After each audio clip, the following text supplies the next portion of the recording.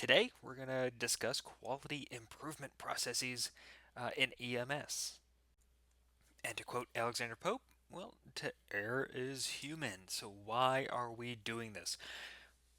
Why do we have quality improvement processes? Well, we want to have quality patient care. We want to increase the quality of our patient care. We want to improve the performance of our EMS system.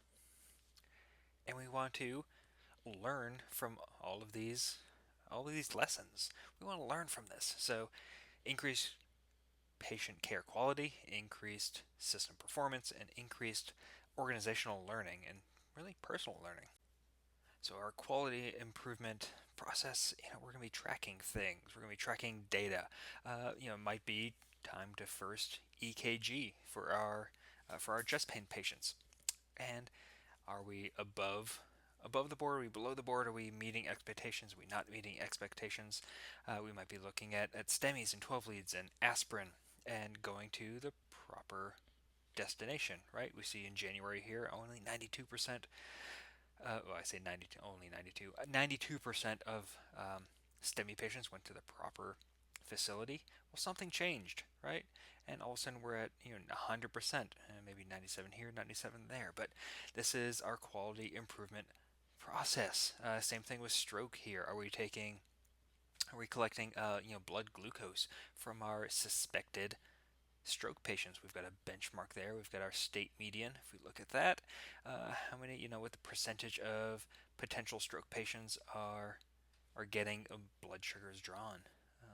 And then scene time. So we're tracking all of these things so we can provide better patient care. We can learn from all of these and we can improve our system performance.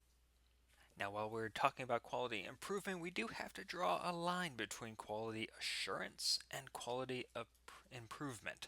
So, quality assurance is something happens, right? Something bad kind of happened, and we catch it and we take action on that something bad that happened. But that's kind of an individualistic kind of viewpoint there. It's kind of an individualistic stance. Quality improvement is a systemic stance. So we take action on all occurrences. We look at all STEMIs. We look at all strokes. Instead of just the one that went bad, we look at all of them and say, okay, what went well, what didn't go so well, where are we performing to our peak, and where could we do better? So quality improvement is this kind of non-punitive, organizational, systemic viewpoint where we take all of our STEMIs instead of just the ones that went bad. We take all of our STEMIs and say, what could we be doing better, and what are we doing really well, and could find some efficiencies. So with quality improvement, you may have heard of the term continuous quality improvement or total quality improvement. This focuses on our work processes. What are we doing in that situation? We're going to identify and address any issues that might arise. Again, with quality improvement, we're addressing all things, right? All occurrences right here.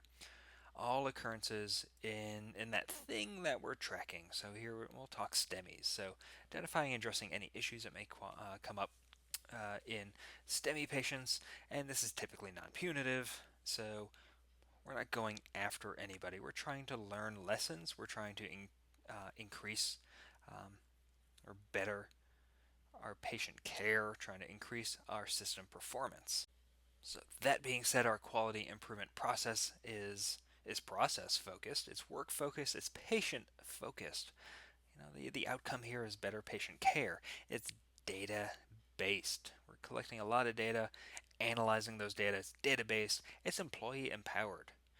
A lot of people think of quality improvement as you're going after me, you're reading my charts, and I'm going to get in trouble. But no, it's employee empowered. It's bringing in, it's something that maybe something goes wrong.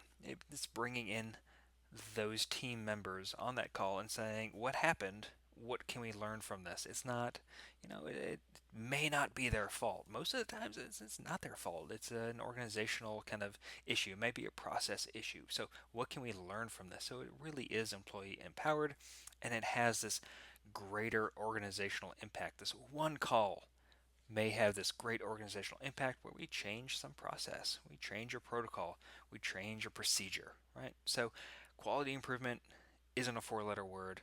It is employee empowered, it is patient focused, it's organizationally focused, it's process focused, it's data based.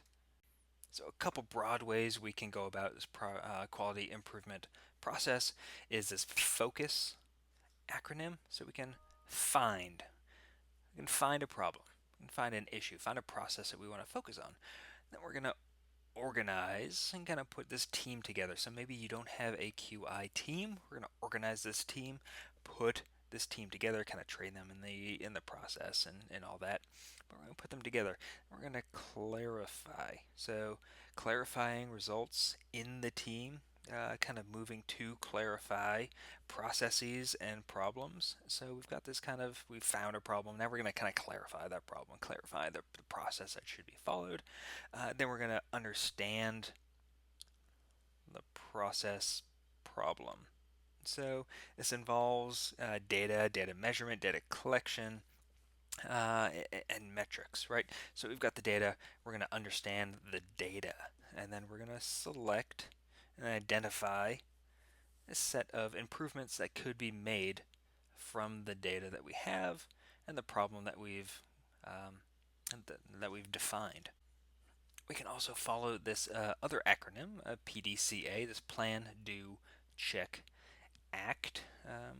Not completely different than that focus acronym, but it's plan, do, check, act. So plan, it's kind of like S, where you're kind of selecting these improvements. So we're planning these improvements. We're gonna do. We're gonna do these improvements. We're gonna check what happened after we implement these improvements. Then we're gonna act on it. So if it's successful, we're going to go for it. If it was not successful or not completely successful, we'll tweak a little bit and kind of start the process over again until we have a successful action. So our quality improvement process is data driven. It's all about the data. And with those, we have performance indicators. We can use benchmarks, which should be our benchmark for the percentage of chest pain patients who receive aspirin. What is that benchmark? Is it 95%? Is it 99%? What's the benchmark? What is the kind of industry standard? What is the medical standard, the clinical care standard? What's the standard of care there? So we've got performance indicators that we're going to base all this data on. Are we meeting these benchmarks? Are we not meeting these benchmarks? Are we exceeding? Are we underperforming? So on and so forth. And we're going to pay attention to sentinel events. So our sentinel events are unexpected and they are serious events. So big event, I'll go all out here and make up a scenario where you've got an employee went to a call, it's unconscious patient, and for 14 minutes this patient was in cardiac arrest in VFib, and this provider did not recognize that as a sentinel event. Unexpected, they should have recognized that. It is serious, it's a serious event.